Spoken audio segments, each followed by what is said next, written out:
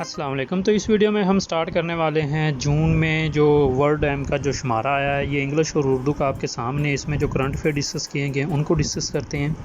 तो ये आपके सामने 40 करंट अफेयर ये शो हो रहे हैं, इनको वन बाय वन हम डिस्कस करेंगे। मतलब डिस्कस नहीं, आप खुद पढ़ते जाएंगे और आपके सामने ये स्लाइड होते जाएंगे। वर्ल्ड टाइम उर्दू जून में जो कुछ डिस्कस किया गया ये आपके सामने है। वर्ल्ड टाइम का दूसरा पेज ये है। अगर आप ये पीडीएफ में हासिल करना चाहते हैं तो कमेंट करें या हमें व्हाट्सएप पे मैसेज करें। तो इसके बाद आप स्लाइडें स्टार्ट हो रही हैं, आप रीड करें।